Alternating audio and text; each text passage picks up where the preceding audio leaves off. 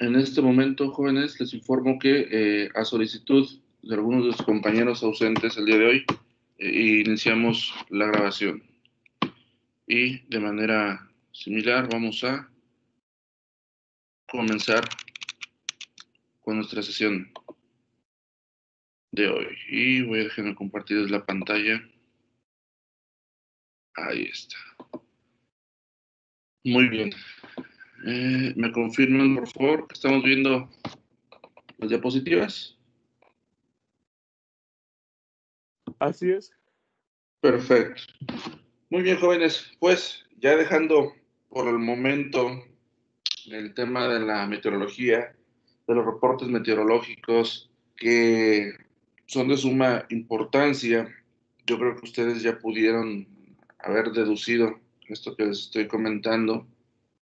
Bueno, pues me gustaría preguntarles, les decía, una vez que ya los pasamos, que estamos de este lado, me gustaría preguntarles, ingenieros, ahora que ya los dominan o que ya tenemos un poco de mejor acceso hacia estos documentos importantísimos o esta información importantísima, ¿qué opinan, jóvenes? ¿Qué opinan de esta información? Javier, ¿tú qué opinas? Pero sobre respecto a lo que sobre los anexos de lo ácido, sobre lo de la meteorología que vimos. Lo que vimos, como lo acabo de mencionar, los reportes meteorológicos, esa información. Pues lo único que puedo opinar es que es muy difícil de aprenderse todo. Supongo que es mucha práctica la que se debe llevar para tener un puesto para hacer eso y para llevárselo a cabo a los pilotos. Supongo que los pilotos también se lo tienen que aprender para estar en contacto con torre y sobre el ambiente y eso. Pero más que nada, pues sí es lo complicado de aprenderse todas las, ¿cómo se llama?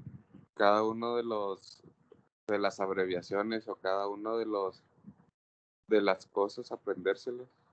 Yo creo que solamente es práctica, no es muy, no creo que sea, no es muy complicado porque no son fórmulas ni eso así, solamente es aprenderse como que un sistema o una guía y ya. Ok, muy bien, Javier, y eso que tú saliste muy bien y fue prácticamente en una semana todo el avance que mostraste, que reflejaste, perdón, en tu evaluación fue de una semana, entonces, bueno, es importantísimo. Muy bien, Javier. Saraí, ¿tú qué opinas? ¿Sí me escuchan? Sí, fuerte y claro. Ok. Es que tengo problemas con el micrófono. Ok. Pues a mí se me hizo muy interesante todo lo que estuvimos viendo y así también como dice Javier, que sí está difícil, si nos tomamos en cuenta que solo nosotros nos aprendimos como que una parte muy chiquita de lo que en verdad es, como nos enseñó en una clase todas las abreviaciones que vienen siendo. Sí, bueno, a mí sí se me haría difícil aprenderme todo eso, si, no sé, para todos los pilotos y la gente que se lo tiene que aprender, sí es mucho. Bueno, jóvenes, recuerden que yo quise agarrar 3 en tiempo real. ¿Recuerdan que les mostré la página de la NOAA de Estados Unidos? Y esos metales los interpretamos al 99%, jóvenes, ¿no se acuerdan? Lo único que fue nuevo fue el tango extra y el tango néctar, que también lo terminamos por interpretarlo de manera correcta, muchachos. Entonces, yo pienso que están ustedes más de lo que ustedes creen, más avanzados de lo que ustedes creen. Evidentemente, la práctica, por supuesto, la práctica es la que nos va a hacer dominar este y cualquier otro tema. Sin embargo, jóvenes, pues deben saber que ustedes llevan ya un muy buen avance. Una parte fundamental de la preparación que tienen los oficiales de operaciones o los despachadores o los mismísimos pilotos, porque es correcto, como alguien ahorita lo mencionó, que los pilotos deben saberlo, es correcto. Los pilotos están facultados y hasta obligados a conocer la metodología de interpretación de estos reportes. Pero nosotros como ingenieros aeronáuticos tenemos un muy buen avance, sobre todo porque, recuerden, esto es fundamental para aquellos que les interesen las operaciones y que yo ya les había dicho en varias ocasiones que con nuestra cédula profesional, nuestro título como ingenieros aeronáuticos, podemos tramitar una licencia de oficial de operaciones.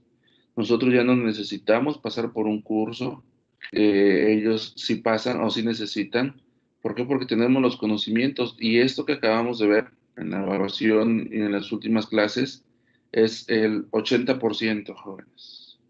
Es prácticamente el pan de cada día, es el meollo de un oficial de operaciones. ¿Por qué? Porque ustedes ya lo saben, estos reportes meteorológicos son cambiantes y es prácticamente, les decía, el 80% del trabajo de un oficial de operaciones. Y desde mi punto de vista, todos aquí, todos los presentes, bueno, los de esta clase, todos ustedes, obtuvieron muy buenos resultados. A mí me satisface, lo que significa que por lo menos ya tienen conocimiento, muchachos, de esta parte, les que les decía es fundamental. Si no hay reportes meteorológicos, si no hay meteorología, no hay operaciones, así de sencillo, fácil. Entonces, con eso, pues bueno, ya están ustedes en la posibilidad o en posibilidades de poder dimensionar esta importancia. Muy bien, jóvenes, gracias por sus aportaciones y los felicito. Muchos obtuvieron muy buenos números, la mayoría obtuvo muy buenos números y los que no, pues bueno, tendrán su área de oportunidad que cada uno les corresponde conocer y trabajarla. Vamos a continuar con los anexos de la OASI, que también yo sé que a estas alturas ya hemos escuchado de estos documentos, ¿verdad? Y quisiera yo saber qué es lo que conocemos, qué es lo que sabemos de estos documentos también importantísimos para la aviación internacional, para la aviación mundial. ¿Alguien que guste darme su aportación? ¿Qué sabemos, qué conocemos de estos documentos? Uriel. Sí, profe. Que pues para empezar la OASI no es una autoridad, es una asociación que emite, por así decirlo, enmiendas, procesos, documentos con los que dan opciones para, o como una especie de guía para que la aviación en general se dé de manera segura, correcta y eficiente en todos los países. Pero como di que son Ok. solamente recomendaciones, ya en algunos países toman, toman, como dice, hacen caso de algunas recomendaciones y otros las omiten, y en otros países cambia, por así decirlo. Muy bien, Uriel. En efecto, tú dijiste algo que a veces es trivial en la práctica y en el papel. Dijiste que la OASI no es una autoridad. Es correcto.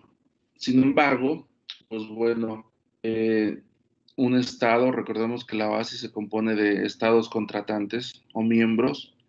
Un estado que no es miembro de la OASI, pues prácticamente no tiene aviación internacional.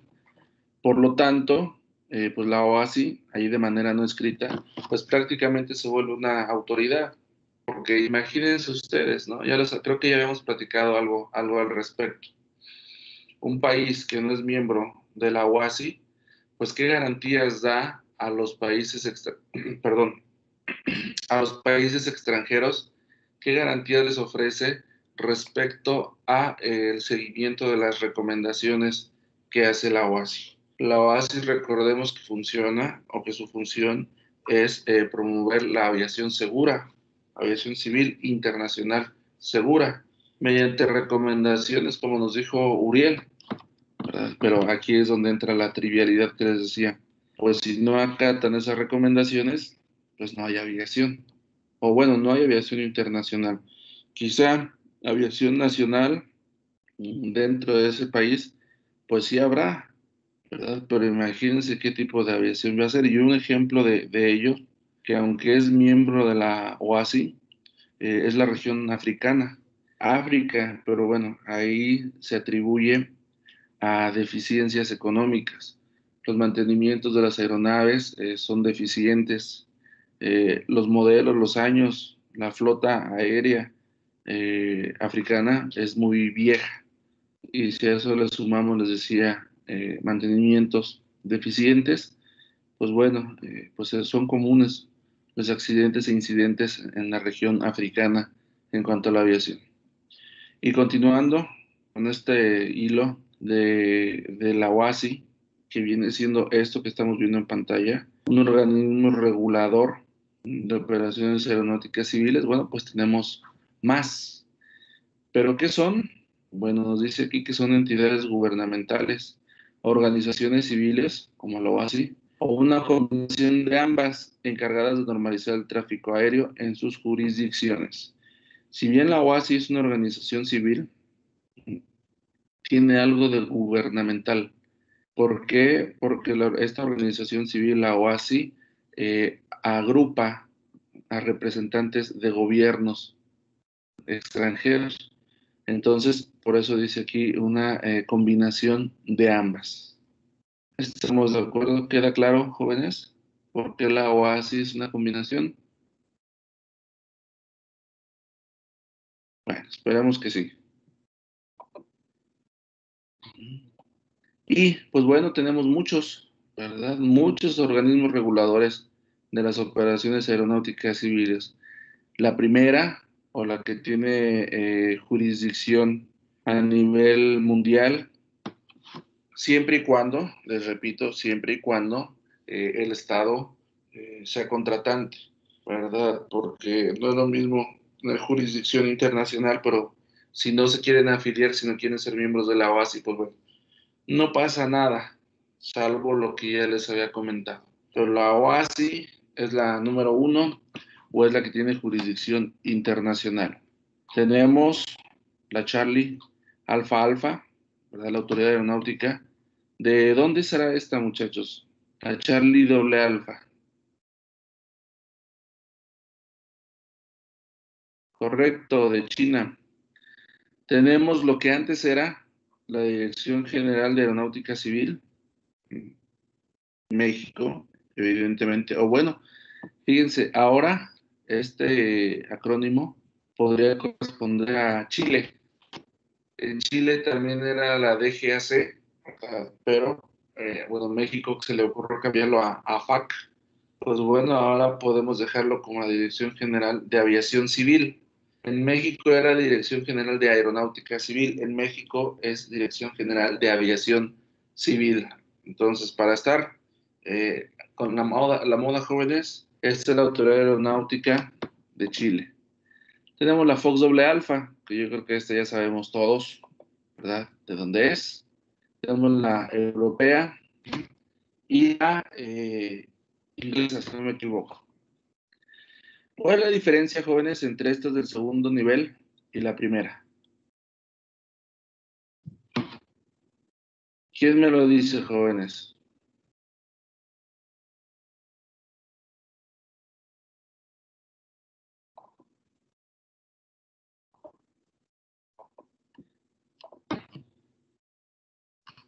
¿Quién me lo dice, jóvenes?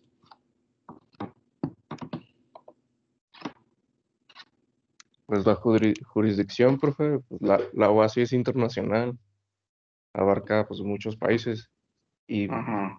la Fox doble Alfa, la DGAC, la AFAC, solamente, ¿cómo dice? Tienen autoridad en su país y en Correcto, bueno, correcto. Muy bien, muy bien. Y para fortalecer más este ejemplo, tenemos aquí dos también organizaciones. ¿Qué nos ilustra esta diapositiva? En el anterior veíamos la definición de organismos reguladores, ¿verdad? Hablaba de organizaciones civiles, hablaba de gubernamentales y hablaba de combinaciones. Bueno, pues aquí prácticamente tenemos el ejemplo de cada una de estas divisiones o clasificaciones. La OASI, bueno, ya la definimos, es la combinación, ya veíamos por qué. Y estas organismos nacionales, obviamente en sus respectivos países, estos sí son autoridades, sí, son completamente compuestos o organizados por autoridades de su país. Y finalmente tenemos estas dos que sí son organizaciones civiles completamente. La famosa, Asociación Internacional del Transporte Aéreo y la Asociación Latinoamericana del Transporte Aéreo. Todas, al final del día, regulan operaciones aeronáuticas, como nos dice aquí la diapositiva o el título. No necesariamente civiles, porque recordemos o sabemos que incluso los pilotos de aeronaves civiles, militares, perdón, las operaciones militares tienen que cernirse a los procedimientos civiles. Hay un punto en el que se separan de lo civil, pero eso ya es muy propio, son procedimientos muy propios, ¿verdad? Como por ejemplo, ¿qué se les ocurre a ustedes? Un plan de vuelo. Una aeronave civil debe especificar en su plan de vuelo la ruta, la altitud, los datos de la aeronave, los pasajeros, ¿qué más? El propietario de la aeronave. Y es muy puntual o muy enfático en la ruta a seguir, el origen y el destino, así como la altitud de vuelo propuesta. Bueno, pues un piloto, una operación militar, bueno, debe cumplir nada más con horarios propuestos de salida y hacia dónde se dirige. ¿Con qué? Con la intención de que el control de tráfico aéreo le haga o le abra un espacio hacia dónde o por dónde va a sobrevolar. Que generalmente, cuando son vuelos, ¿cómo podríamos llamarlos? Que llevan clientes distintos. En la aviación se les llama clientes VIP, ¿no? Y llámese que están trasladando al Chapo Guzmán o a alguien de esa naturaleza. Es muy común que el piloto del avión que va a transportar, a trasladar a ese pasajero, proponga un plan de vuelo y sobre la marcha, o sea, ya que está en vuelo, lo cambie, ¿no? Se comunica con control de tráfico aéreo y pide un nuevo destino. Pero como el control de tráfico aéreo ya se la sabe y además tiene conocimiento de que es un vuelo VIP, pues no va a pasar a mayores, ¿verdad? Sin embargo, las secuencias de despegue, las secuencias de aterrizaje, las mismas instrucciones que le da el control de tráfico aéreo al piloto de una operación militar, son las mismas o también las tiene que respetar igual que un avión civil. Entonces, prácticamente, por esa razón, estos organismos que tenemos en pantalla, pues todos son reguladores de la aviación. Hay diferencias en cuanto a sus alcances, ¿no? Por eso puse aquí arriba la OASI, porque como mencionábamos ahorita, la OASI emite recomendaciones, no importa para quién sea, China, Estados Unidos, México, Chile, Europa, Inglaterra, ¿verdad? La IATA o la ALTA, no importa. Es decir, cada uno toma esas recomendaciones siguiendo los canales diplomáticos, ¿verdad? Recordemos que en México, bueno, nuestra diplomacia exige que este tipo de recomendaciones o este tipo de apego a las recomendaciones que emite una entidad extranjera, bueno, tienen que pasar por relaciones exteriores, por gobernación, y luego, pues bueno, en nuestro caso, que es para transportes, pues bueno, tiene que llegar a la Secretaría de Comunicaciones y Transportes. La Secretaría de Comunicaciones y Transportes identifica que se trata de transporte aéreo, lo canaliza a la Agencia Federal de Aviación Civil, la FAC, y la FAC es la que se encarga de adecuar la recomendación llegada de la OASI, aplicarla o transmitirla a todos los interesados, todos los participantes en el campo aéreo mexicano, y a su vez verificar, vigilar que se cumplan esas recomendaciones. Recordemos que la Ley de Aviación Civil considera a la AFAC, ¿verdad?, como representante de la Secretaría de Comunicaciones y Transportes en todos los aeropuertos de la red nacional y les confiere el grado de autoridad. Entonces, por esa razón, y lo mismo pasa con la Fox Doble Alfa, con EASA, con Alfa Alfa Charlie, es lo mismo, jóvenes, ¿vale? Entonces, ahí les decía, reforzamos más el concepto de organización gubernamental. Y ahora sí, la IATA y la ALTA, ¿qué son? Pues son organizaciones civiles, como cualquier asociación civil, cuyo objetivo es también promover, no tanto regular, sino promover una sana operación de aeronaves civiles y sobre todo mediante acuerdos, mediante logros, ¿no? Mediante incluso algunos convenios o mediaciones con gobiernos y entre los mismos agremiados, ¿no? La IATA, como ya habíamos hablado en ocasiones anteriores, pues bueno, la IATA es una de las más importantes, si no es que la más importante organización de transporte aéreo a nivel mundial. Ser miembro de la IATA es mucho prestigio y creo que ya habíamos platicado algo, ¿verdad, jóvenes? Recuérdenmelo, por favor.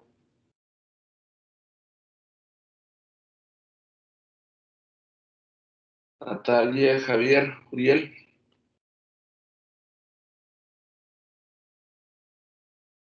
Ahí están, muchachos. Sí, aquí estoy, pero no recuerdo.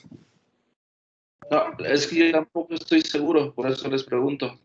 Natalia, ¿tú te acuerdas? Pues no recuerdo que lo haya mencionado.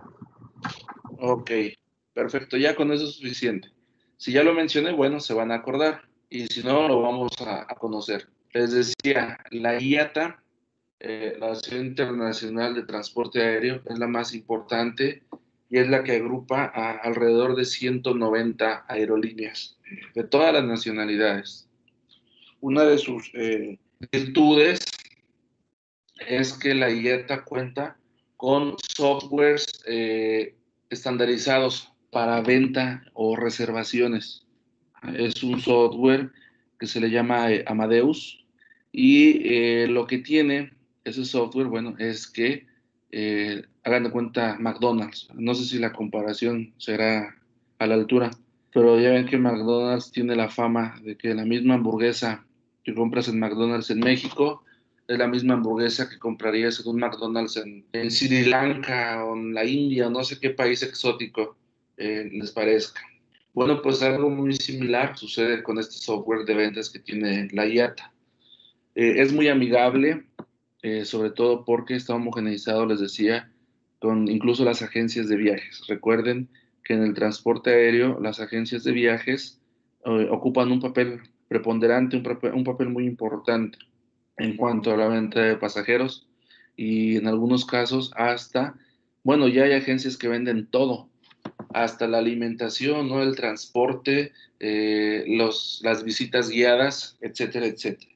Bueno, pues IATA ofrece a sus miembros el uso de este software. Este software que, bueno, les decía, al ser homogeneizado, pues bueno, garantiza que su uso es más fácil. ¿Por qué? Porque todas las aerolíneas tienen, o la mayoría, tienen su propio software para ventas, para reservaciones, para documentar pasajeros, pero varía de aerolínea a aerolínea. A lo mejor va a coincidir con alguna otra, ¿verdad? Porque no hay tantos softwares como aerolíneas en el mundo. Sin embargo, es poco común que coincida. Por ejemplo, aquí en México, Volaris e Interjet son los únicos que tienen un software que se le llama Skyport, si mal no recuerdo. ¿Verdad? Son muy similares, los procedimientos es el mismo, pero es diferente al de Aeroméxico, es diferente al de Viva Aerobús, es diferente al de TAR, que son los operadores que trabajan en este aeropuerto. ¿Y qué significa? Bueno, para el pasajero no significa nada, evidentemente, ¿verdad? Porque el pasajero compra su boleto, se presenta con su aerolínea y pues tiene que ser atendido, ¿verdad? Sin embargo, a nivel ventas, ¿qué es lo que importa? Por ejemplo, les decía, estas oficinas que les decía de agencias de viajes, perdón, que venden de todas las aerolíneas, incluso hasta internacionales, no nada más las que operan en un aeropuerto. Bueno, pues para ellos es mucho más fácil si esas aerolíneas están agrupadas en IATA y poseen este esquema de ventas. ¿Cómo le podríamos? Otra ventaja que caracteriza a IATA y se las ofrece a sus miembros es un localizador de equipajes que se llama NetRacer. Y eso es algo fundamental. De hecho, es lo mejor, lo que más gozan los miembros de la IATA. ¿Por qué? No sé si a algunos de ustedes les ha sucedido, pero si no, imagínense el panorama. Llegan a su destino, el que sea a lo mejor un destino turístico, ¿verdad? Van a recoger su maleta esperando verla en la banda de equipajes, pero no llegó, jóvenes. ¡Pum! Buscan a alguien de la aerolínea y le manifiestan su situación. Bueno, la aerolínea, si es atenta, si es amable, bueno, les va a decir, véngase, acompáñenme, vamos a localizarla. ¿Y qué va a hacer el de la aerolínea? Bueno, va a llamar a la estación de origen a ver si no se quedó ahí la maleta. ¿Qué va a suceder? Bueno, pues hay dos escenarios. El primero es que le digan, sí, ¿no? Aquí se quedó, te la mandamos en el siguiente vuelo. Y ya nos comenta el de la aerolínea, ¿no? ¿Sabe qué, señor Gómez? Su maleta se quedó en México, en el origen. Deme su dirección o el hotel donde se va a hospedar y se la vamos a hacer llegar. Bueno, ya con el coraje que tenemos, bueno, ya por lo menos sabemos dónde está. Y el otro escenario es que el de la aerolínea le diga en el origen, el de México, no, aquí no está. Chale, ¿no? Si yo sí la subí al avión o cosas así, ¿no? El chiste es que no está en México. Sí. ¿Qué nos va a decir el de la aerolínea? Señor Gómez, pues no encontramos su maleta. Uf. ¿Cuál de los dos escenarios? Yo sé que ninguno, pero suponiendo que nos encontráramos en esta situación, ¿cuál de los dos escenarios preferirían escuchar ustedes? A ver, coméntenme. ¿Quién ha participado? Natalia, creo que no ha participado. A ver, Natalia, ¿tú qué preferirías escuchar de las dos opciones o de los dos escenarios que nos dio el de la aerolínea? El primero, que se hagan responsables. ¿Verdad que sí? Que por Sí. lo menos sepan dónde está. Bueno, pues eso, jóvenes, les decía, es el principal producto que ofrece IATA, porque ha sucedido, sobre todo con vuelos que tienen origen o que tienen conectividad con aeropuertos grandes como el de México, que de ahí salen aviones o aerolíneas que van hasta el otro lado del planeta. Ha sucedido, no sé si recuerden, hace como un par de años, un evento que se hizo muy grande en Estados Unidos, de una señora que iba a dos puntos dentro del mismo territorio estadounidense. Y bueno, su equipaje lo fueron a encontrar en Corea, Corea del Sur. Bueno, ¿cómo se logró esto? Para empezar, esa aerolínea no tenía destino a Corea del Sur. Les comento que hasta cierto punto es común que los equipajes se sobrevuelen. Cuando no llega su equipaje a su destino, pero saben dónde está, se le considera equipaje sobrevolado, porque se fue a otro destino de la misma aerolínea. Es decir, alguien del personal que se encarga de estiguar las maletas la subió a un carrito de otro destino. Generalmente el procedimiento de los que manejan las maletas tienen carritos, un carrito para cada destino que opera la aerolínea en la estación. Este carrito es para México, este carrito es para Oaxaca, este carrito es para Tijuana. Pero si por un detalle alguien llega y sube una maleta al carrito que no era, bueno, pues obviamente esa maleta se va a ir junto con las demás al destino equivocado. Ahí se le conoce como sobrevolado. Pero cuando esa maleta se va con otra aerolínea, ahí es más difícil la situación, ¿verdad? Porque si aquella aerolínea o si el personal no reporta que sobró una maleta, y más si ven la etiqueta, caray, esta maleta ni siquiera es de mi aerolínea, pues vamos a devolverla. Que bueno, les comento, hay muchos mañosos que ven eso y no se hacen de la vista gorda y pues total, no es de mi aerolínea, ¿no? No hay pasajero que me la vaya a reclamar. la bronca va a ser para la aerolínea, ¿no? Pues bueno, ¿qué sucede con este NetRacer? Bueno, con NetRacer es un lector automatizado de códigos y este lector escanea las maletas a la salida y a la llegada. ¿Qué significa eso? En el caso que les dije de Estados Unidos, bueno, el sistema NetRacer detectó que esa maleta llegó al aeropuerto de Corea del Sur. Inmediatamente alertó a la aerolínea dueña de esa maleta. Entonces, si se pueden ustedes dar cuenta, bueno, es algo sumamente valioso e importantísimo, porque lo que en otra situación hubiese sido o hubiese podido ser una maleta perdida, extraviada, bueno, fue una maleta sobrevolada, que al final del día también tiene algunas implicaciones, ¿verdad? Desde el momento en que la línea aérea nos da el comprobante, cuando documentamos la maleta, recuerden que le ponen un backpack, se le llama, una cinta a la maleta y la echan a la banda y a nosotros nos dan un comprobante con los mismos datos que lleva ese backtag. Bueno, desde ese momento, legalmente, la aerolínea es responsable de todo lo que le pase a nuestra maleta, ¿verdad? Pero hay aerolíneas que responden de manera distinta, desde indemnizaciones inmediatas hasta indemnizaciones que tardan meses conforme a la ley. Entonces, bueno, ya depende de la aerolínea en la que se transporten, pero definitivamente hay responsabilidad. Y les decía, otras de las ventajas o los productos que ofrece IATA es mediación con gobiernos o ante gobiernos.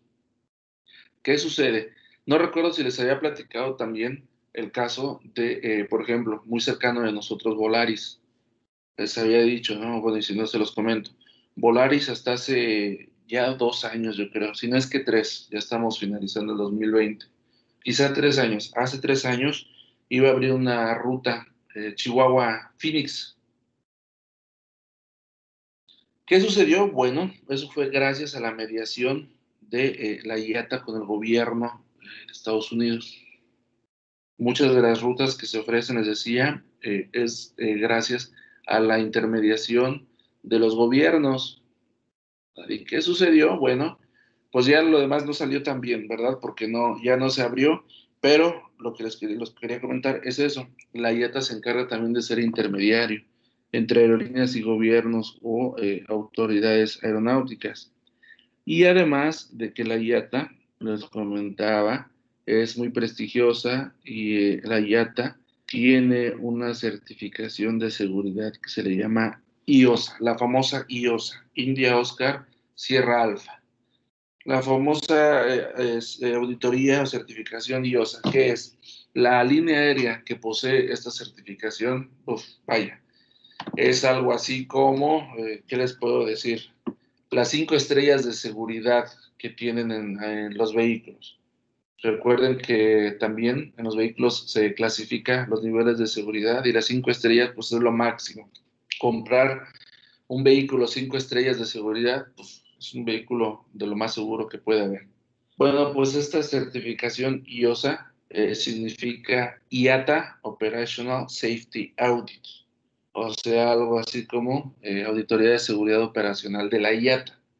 Es un proceso propio de la IATA, pero obviamente basado en todos los organismos reguladores internacionales y en la propia OASI. ¿Qué significa eso? Que la IATA tomó lo mejor de la OASI, lo mejor de cada una de estas autoridades aeronáuticas e hizo y desarrolló su propia auditoría de seguridad. Son auditorías, muchachos, que pueden durar hasta semanas. Llega gente de la IATA, especializada, obviamente, y se apropia de las instalaciones de la aerolínea. Obviamente esto es a solicitud de la aerolínea, no crean que es un allanamiento, no, no, no. La aerolínea que pretende certificarse IOSA o pretende obtener la certificación IOSA, pues bueno, es una aerolínea que sabe, que conoce la seguridad de sus procedimientos y que está dispuesto, les decía, a abrirle sus puertas a este personal especializado de la IATA para que audite con lupa, literal, jóvenes, para que audite con lupa todos los procedimientos que tiene la aerolínea, desde ventas hasta los procedimientos operacionales. ¿Por qué? Porque recordemos que en la actualidad, gracias a la política de seguridad operacional implementada precisamente por la OASI, ya se detectó que la seguridad de una operación no es nada más o no depende nada más de los tripulantes, de los mecánicos, de los oficiales de operaciones. No, ya es una seguridad en conjunto. Desde el que vende el boleto, el que cumpla con su procedimiento, la gente que documenta, la gente que estiva las maletas, la carga y todos los participantes. Entonces, esta auditoría es de lo más selectiva, lo más fuerte que hay. Todas estas autoridades también hacen auditorías. La AFAC también hace auditorías, pero se les llama auditorías rutinarias. ¿Por qué rutinarias? Porque les mencionaba hace unos minutos que en el caso nuestro en México, la AFAC es la encargada de inspeccionar, de verificar, de asegurarse que se cumplan los procedimientos o las recomendaciones recibidas de la OASI, que al final del día, pues bueno, se traducen en seguridad, pero no deja de ser rutinaria. Por ejemplo, ellos lo hacen cada temporada vacacional. Cada que va a haber, se le llama temporada alta en la aviación. Cada que va a haber una temporada alta, bueno, tenemos a los inspectores de la AFAC haciendo auditorías a la papelería de vuelo de los aviones, a las licencias, a los exámenes médicos de los tripulantes que estén vigentes, que estén correctos, a la papelería de vuelo de la aeronave, que cuenten con la documentación, con los manuales vigentes y todos los que deben ser. Hasta inspecciones visuales a la aeronave, que no tenga fugas, golpes, deterioro, etcétera, etcétera. Pero les repito, siguen siendo rutinarias. A diferencia de las de seguridad operacional de la IATA, que ahí ya se encargan, les comentaba, de verificar con lupa todas las operaciones. Y al final, bueno, si obtienen esa certificación, pues es una garantía, que eso es más a nivel local, a más a nivel entre aerolíneas, entre competencia, ¿verdad? Habrá aerolíneas que sí, ¿cómo le podríamos llamar? No celebrar, que sí expresen a sus pasajeros que tienen la certificación IOSA. Pero bueno, los pasajeros pues ni idea van a tener de qué es una certificación IOSA. Habrá quien sí, probablemente, ¿verdad? Pero quien no, pues van a decir pues, felicidades, ¿no? O suave, ¿no? A mí de qué me sirve eso. Pero bueno, ¿qué significa esto? Bueno, pues entre competidores significa mucho, ¿verdad? Porque, por ejemplo, que Aeroméxico tenga una certificación IOSA, es un supuesto, no sé si la tenga. Que Aeroméxico presuma o manifieste que tiene certificación IOSA, pues bueno, vale la pena comentarlo, porque eso significa que sus procesos, que sus aeronaves, que sus instalaciones son de lo más seguro que hay en la industria aérea. Hasta por subconsciente, de manera inconsciente, si le platicamos a alguien, ¿no? Oye, vuela por Aeroméxico. ¿Por qué? Porque tiene la certificación IOSA de seguridad, ¿no? Oye, pero es que yo me quiero ir por Viva Aerobús, no, pero Viva Aerobús no la tiene. Yo creo que hasta inconscientemente decimos, no, pues sí, mejor me voy por Aeroméxico. Tiene certificada su seguridad operacional, ¿verdad? Entonces, así podríamos seguir listando una serie de virtudes que sirve, pero viene también la contraparte, ¿verdad? Evidentemente, el pertenecer a la IATA, bueno, también adquieren responsabilidades, y entre esas responsabilidades, pues es pagar, ¿verdad? Las aerolíneas que son miembros de la IATA, pues pagan una membresía, pagan una cuota de inscripción, pero que seguramente pues es redituable. Y la Asociación Latinoamericana del Transporte Aéreo, bueno, es algo muy similar que la IATA, pero la ALTA, pues bueno, tiene algunos cambios ahí respecto a lo que ofrece a sus agremiados, ¿verdad? No es tan alta, o no es tan alta, perdón, no es tan multifuncional como la IATA. ¿Alguna duda, jóvenes ingenieros? Hasta aquí.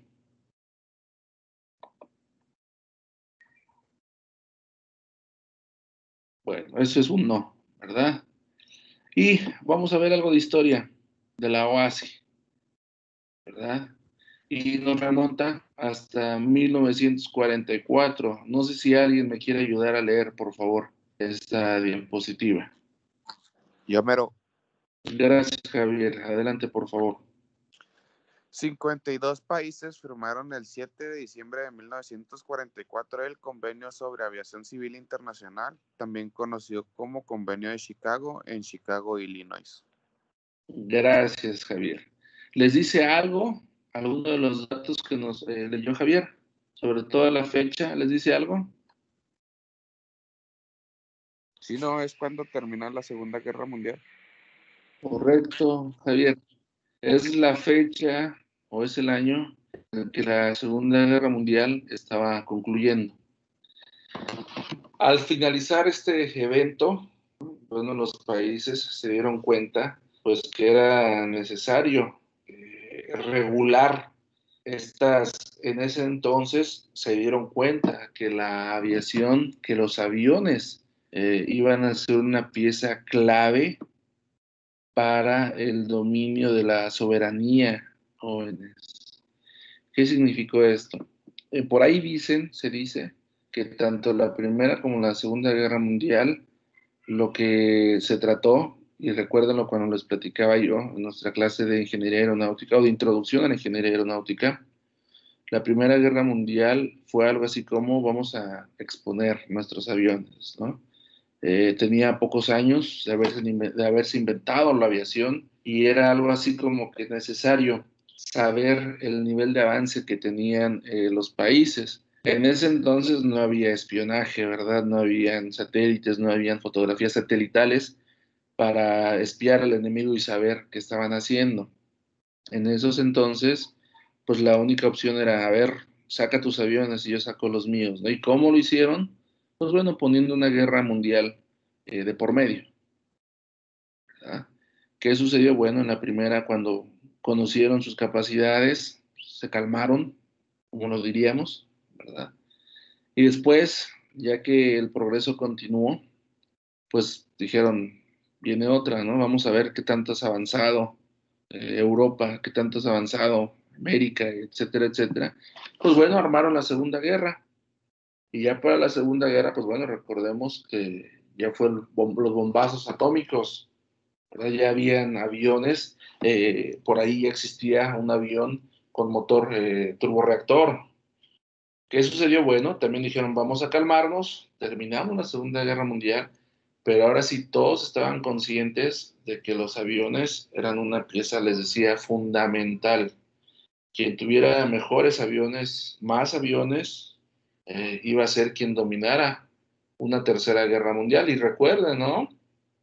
Basta con que volteemos a ver cualquier noticiero, con que leamos un diario y vamos a enterarnos, ¿no? ¿Qué es lo de ahorita?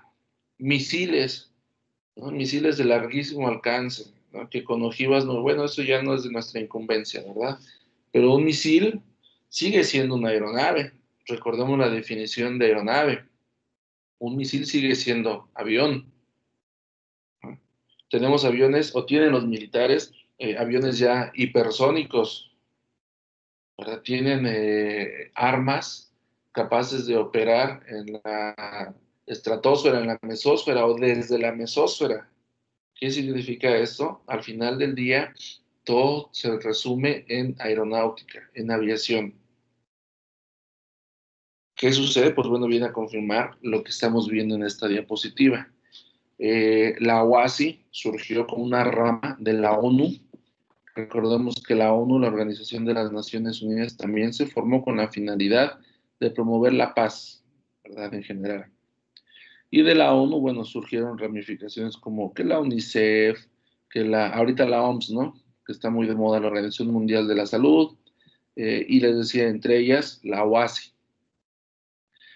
Pero la OASI, pues les comento, son membresías voluntarias, y aquí están sus orígenes, en 1944, y se le conoce como el Convenio de Chicago porque ahí fue donde se reunieron por primera vez los interesados o los que tenían más dominio sobre la aviación a finales de la Segunda Guerra Mundial.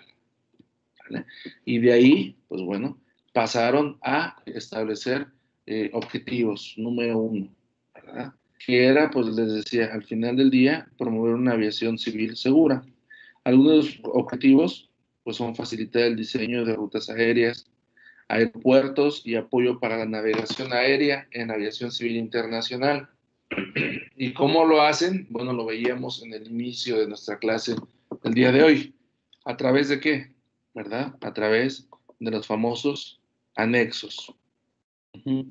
También es satisfacer, dice aquí, las necesidades de los pueblos del mundo en lo que respecta a transportes aéreos seguros, regulares, eficientes y económicos.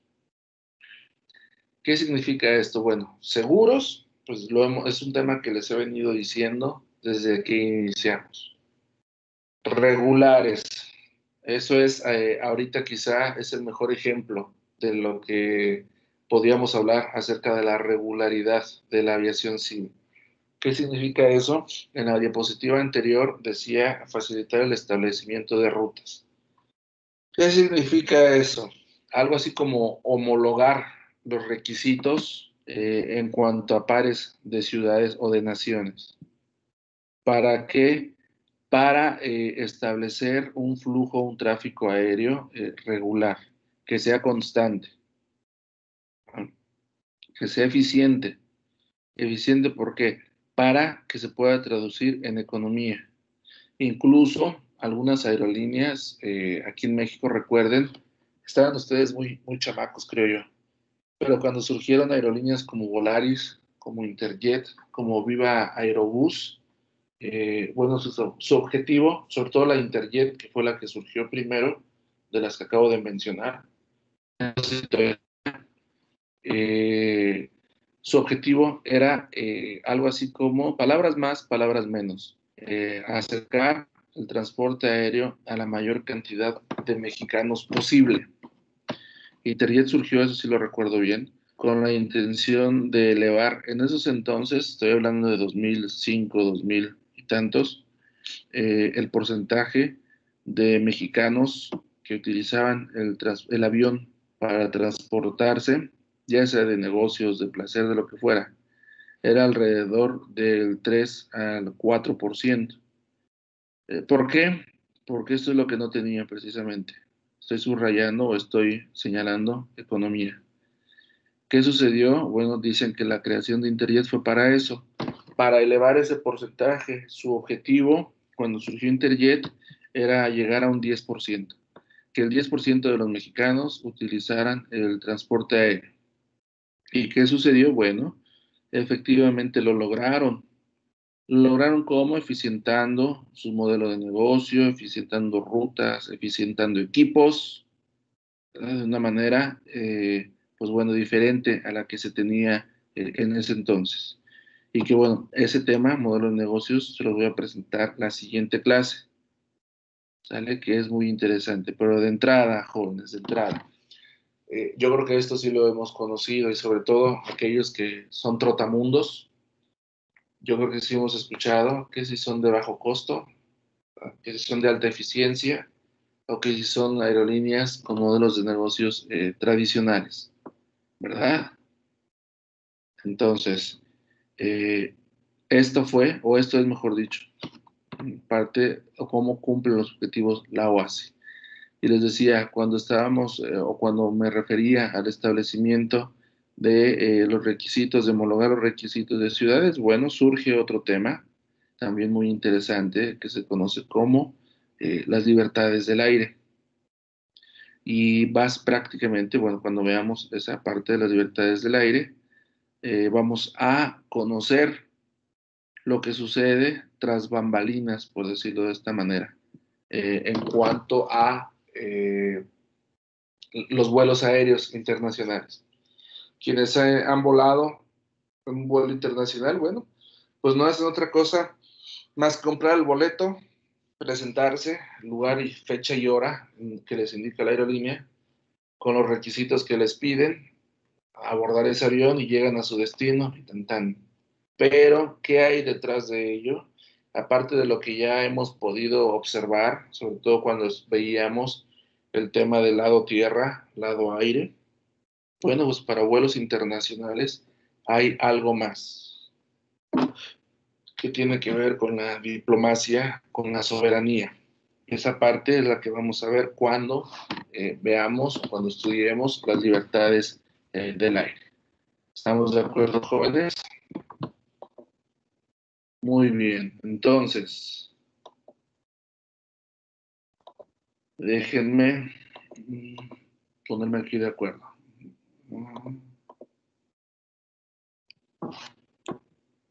Muy bien.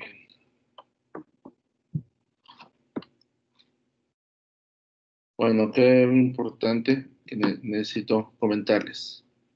Esta creación o la OASI se le conoce o se considera, mejor dicho, que es el tratado normativo más importante en relación al derecho público internacional aeronáutico. ¿Qué significa eso, jóvenes? Pues significa mucho, muchísimo, porque al ser un tratado normativo, un tratado, para empezar, vamos a dimensionar la palabra tratado. Un trato se hace en común acuerdo entre dos o más participantes, ¿cierto?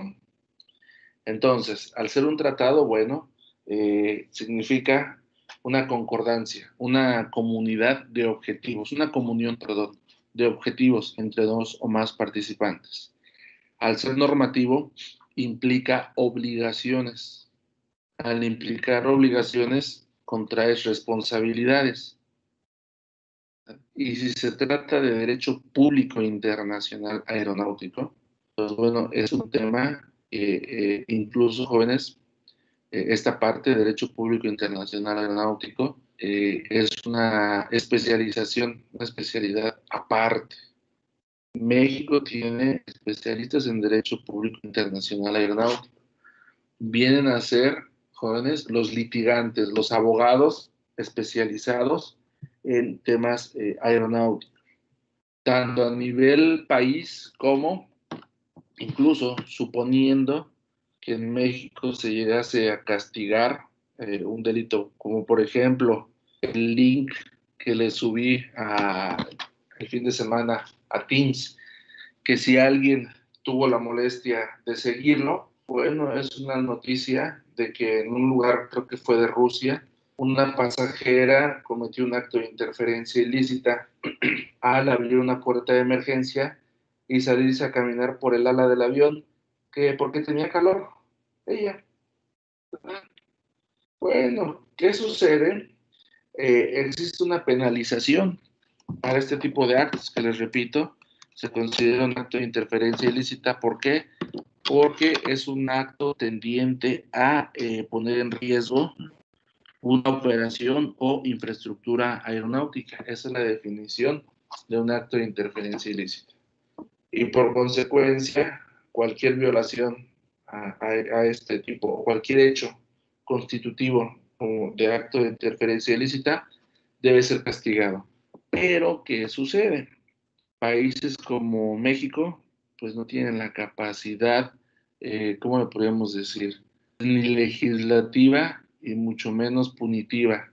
Es decir, no hay ministerios públicos, no hay fiscalías, hasta donde yo tengo entendido, especializadas en temas de derecho público internacional aeronáutico. O sea, ¿qué sucede? Esa pasajera, a lo mejor en Rusia, sí fue sancionada, sí fue incluso hasta encarcelada, hasta que número uno, se investigue independientemente de que ella haya argumentado que lo hizo porque tenía calor, bueno, hasta que haya una investigación que determine que no lo hizo con afán de causar algún daño, y mínimo hasta que cubra los gastos que ocasionó. Número uno, el haber activado el tobogán. Recordemos que una vez que el avión comienza a carretear, cuando se cierran las puertas, perdón, que termine el abordaje. Ay, disculpen, me está fallando la garganta porque ya no tengo un cafecito. Desde que cierran las puertas, no sé si les ha tocado escuchar cuando van a bordo, hay capitanes que cuando cierran la puerta y quitan los pasillos telescópicos o las escaleras, dicen por el altavoz, ¿no? Tripulación armar toboganes. No sé si alguien ha tenido la oportunidad de escucharlo. Pues bueno, lo que hacen los sobrecargos es que cuando están las puertas cerradas, bajan una palanquita roja que está en las puertas y con eso quedan activados los toboganes. ¿Qué significa eso? Que cuando están activados, si alguien abre la puerta, ya sea por dentro o por fuera, ese tobogán se va a activar. Esa resbaladilla que vemos, ¿no? Que parece material de brincolín. Bueno, ¿por qué se activa? Porque se asume que si esa puerta se abre es porque va a haber una emergencia. Porque a lo mejor el avión se despistó, o, bueno, no quiero decirlo, ¿verdad? Pero se accidentó y va a ser necesario evacuar el avión de emergencia. Pues, ¿qué va a suceder? El momento que se abre la puerta, automáticamente ese tobogán se dispara y la gente podría evacuar el avión. ¿Qué sucedió con este caso de la noticia que les compartí? Pues bueno, es sumamente costoso. Por ejemplo, para un Airbus 320, la reactivación o el reparar, volver a colocar en su lugar un tobogán activado de una puerta principal, es alrededor de $8,000.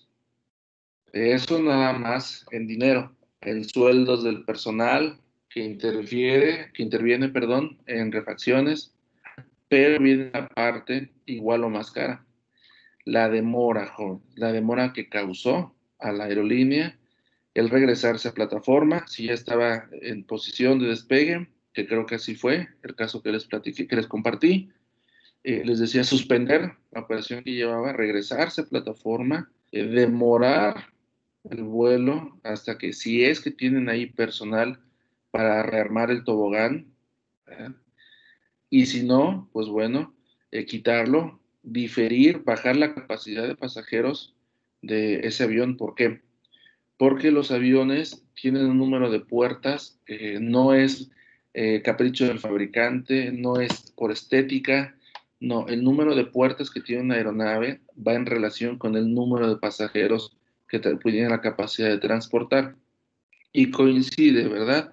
Vemos un avión grande y vemos que tiene una gran cantidad de puertas. Un avión pequeño, una puerta no es buena. Es algo así como que por cada puerta, o por cada 50 pasajeros, mejor dicho, de capacidad, debe tener una puerta para poder desalojar una emergencia. Entonces, ¿qué sucede? Si una puerta ya no es que no sirva, se inutiliza porque no tiene tobogán operativo. Bueno, pues hay que reducirle 50 pasajeros a esa aeronave, porque 50 pasajeros no podrían utilizar esa puerta en caso de una emergencia. Imagínense los costos que eso implicaría o que eso implica para la aerolínea. Entonces, imagínense, aparte de los $7,500 u $8,000 que cuesta rearmar el tobogán, las indemnizaciones a los pasajeros, ¿verdad? Quejas, incluso hasta demandas, ¿no? De los demás pasajeros. Entonces, eso evidentemente tiene que ser trasladado al que ocasiona el acto de interferencia ilícita, ¿verdad? Y podría seguir diciéndoles una serie de gastos más, pero les comento, en México no hay esa capacidad. Yo creo que llega un policía federal o la autoridad que esté en el aeropuerto, llega, ¿qué les gusta? Aquí al Ministerio Público, al Distrito Bravos, o no sé a dónde, ¿verdad? No sé cómo sea ese proceso, afortunadamente, pero llega con el juez y le dice, traigo a esta pasajera. Y el juez, ¿qué hizo? Pues es que abrió una puerta de emergencia cuando el avión ya estaba por despegar. ¿Qué va a hacer el juez? A su mecha, ¿no? Pues déjala libre. No tenemos las armas legales, obviamente, para poder sancionarla. Y eso es lo que sucede, ¿eh? Por eso, bueno, estoy grabando ya no comento. Pero por eso suceden tantas cosas en México que no pasa nada. En Estados Unidos sí hay excepciones aquí con nosotros, ¿verdad? Porque a lo mejor alguien me dice, ¿y qué onda con el de las latitas de Jumex? Bueno, ahorita vamos para allá. Pero, por ejemplo, en Estados Unidos sí hay gente presa, sí hay gente que ha pagado grandes cantidades de dinero por acciones como las que les acabo de mencionar. Pero bueno, estamos hablando de años luz de distancia. Hay más que vamos hacia atrás, no vamos para atrás. Pero bueno, les decía, hay excepciones en México porque es verdad, pero fue más por mediaticidad, no tanto por legalidad. ¿Qué sucedió? ¿Se acuerdan el caso de las latitas de Jumex? Bueno, así se le conoció. En ese entonces no había que Lady Taquitos, que Lady Tres Pesos, que Lord Ferrari. En ese entonces todavía no. ¿Se acuerdan, muchachos? ¿Escucharon de ese caso? Las latitas de Jumex. No, yo No, no. yo no, profe. No, nadie. Bueno, sucedió hace como 6 años, 5 o 6 años, en México. Fue un avión de Aeroméxico, que venía de Cancún hacia la ICM, Ciudad de México. En pleno vuelo, un pasajero se levanta y amenaza con hacer estallar una bomba que llevaba con él y mostró 2 cilindros. Ahorita ya les dije qué era, ¿verdad? Pero bueno, no me hagan de cuenta que no les dije nada. Mostró 2 cilindros tapeados con algunos cables y un reloj.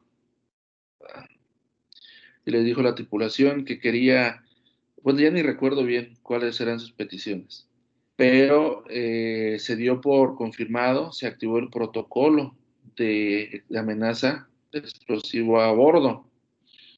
¿Qué sucedió? Bueno, pues esa aeronave al llegar a México fue trasladada o le pidieron al piloto que la llevara hacia un área que todos los aeropuertos tienen, que se le conoce como la gota.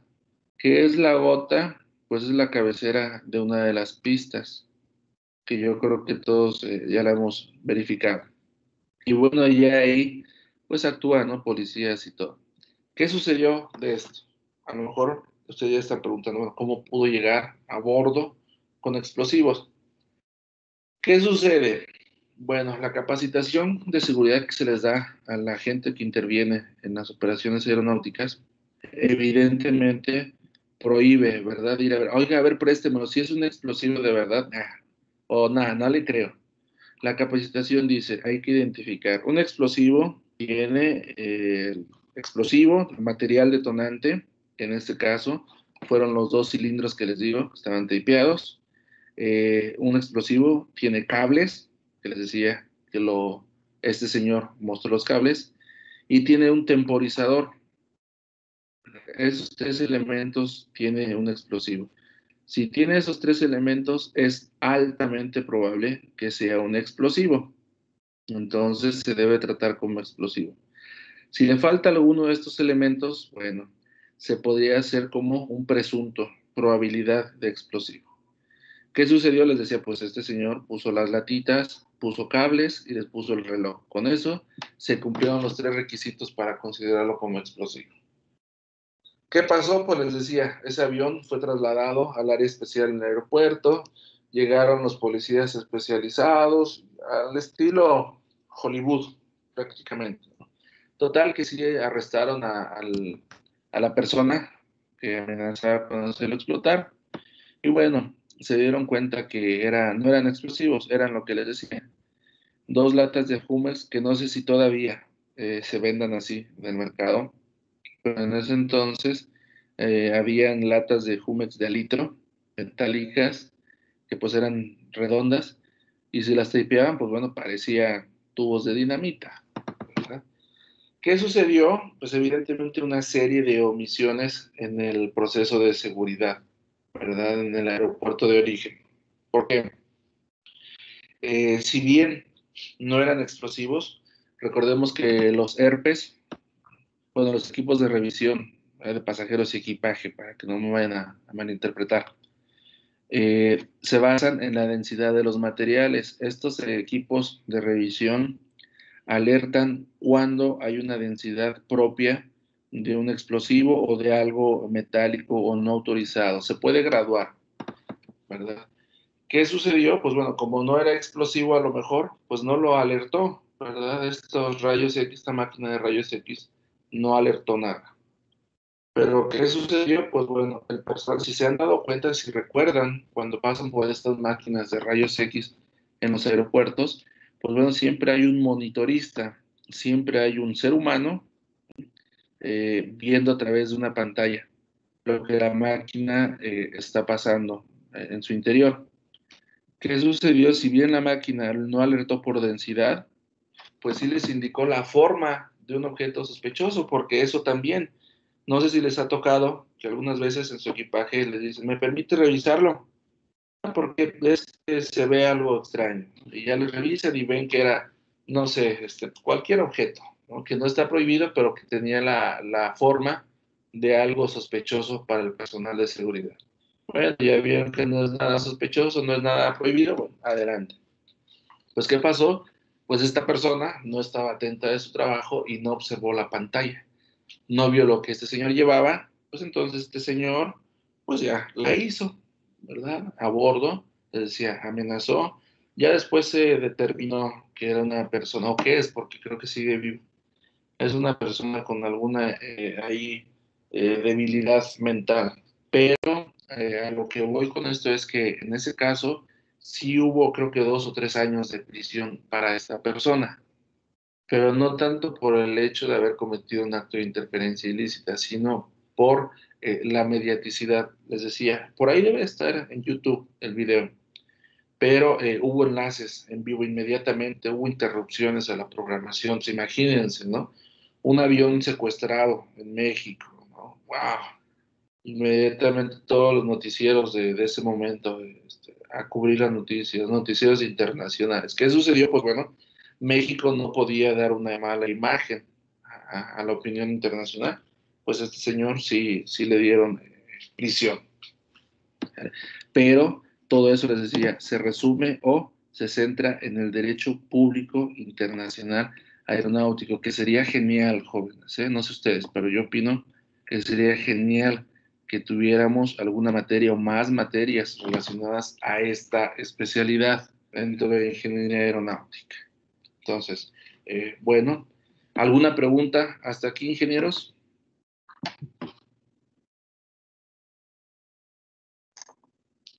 Nada. No, profe. Adelante, por favor. ¿No? Ok. Bueno, pues sigue el tema de los anexos, jóvenes, y dando seguimiento a la ponderación de nuestra calificación, bueno, pues les voy a presentar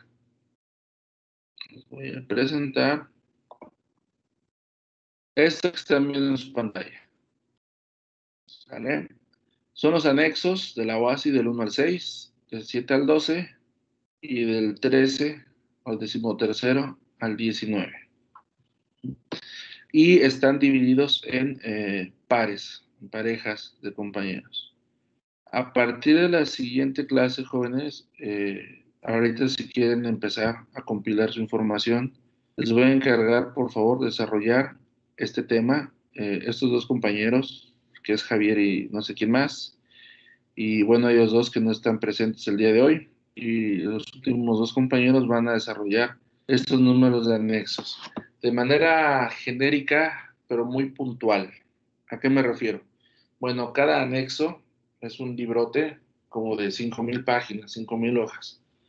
Eh, necesitamos la información más importante. ¿De qué trata el anexo? Evidentemente. Y la información que ustedes consideren más relevante. ¿Vale? De manera muy resumida. Recuerden que yo evalúo calidad, no cantidad. Y la calidad tiene que ver, o la considero yo como la veracidad, la pertinencia de la información que me presenta. Por favor, en PowerPoint, con una carátula, con los nombres de quien participó, quien hizo el trabajo, y pues evidentemente el desarrollo de los temas. ¿Ya tomaron nota? ¿Para cuándo se entrega esto, profe? A partir de la próxima clase, hay una carpeta ya en Teams que se llama Anexos. Ahí van a subir su material, el final, el que van a presentar. Les voy a encargar mucho que sea el mismo, porque a veces ha sucedido que presentan uno y es distinto al que subieron a la carpeta. Entonces les voy a encargar muchísimo que el que suban a la carpeta es el mismo que van a presentar. ¿Están de acuerdo?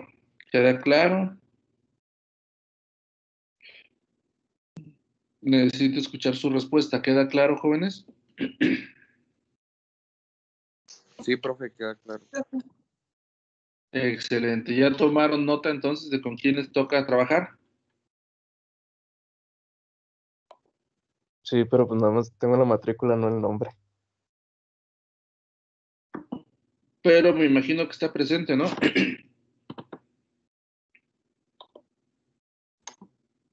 Está presente con quien te tocó.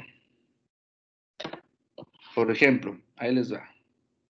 A Javier le tocó con Saraí. A Kevin con Josué, pero no están presentes. Y a Natalia con Uriel. Ambos están presentes, ¿no? Natalia y Uriel, ¿correcto? Sí, profe. Ahí está. Entonces, ya quedaron formados ahorita de manera express las parejas para trabajar este tema de los anexos. Que bueno, les decía, ya hemos platicado algunos de ellos, o ya sabemos a lo que nos referimos. A lo que hay que hacer es aterrizarlos, darles forma, estructurarlos de manera muy resumida, pero muy puntual, y presentar la información aquí a partir de la siguiente clase. Les decía, consideren un aproximado de 1 hora por equipo, por favor, para que estén preparados. El equipo de Uriel y de Natalia, les pido por favor que se preparen para la siguiente sesión, porque, bueno, voy a tratar de contactar a Kevin y a su compañero para pasarle su tema, pero probablemente no alcancen a presentar. ¿Tienen alguna objeción con ello? No, profe. Muy bien. Gracias, chicos. Entonces, si gustan, a partir de este momento, comenzar a ponerse de acuerdo, comenzar a trabajar, adelante. Yo no tengo inconveniente. Yo voy a seguir conectado, aquí sigo yo de todas maneras, sigo preparando material. Ustedes les decía, si quieren ponerse de acuerdo, háganlo de una vez, muchachos. ¿Estamos?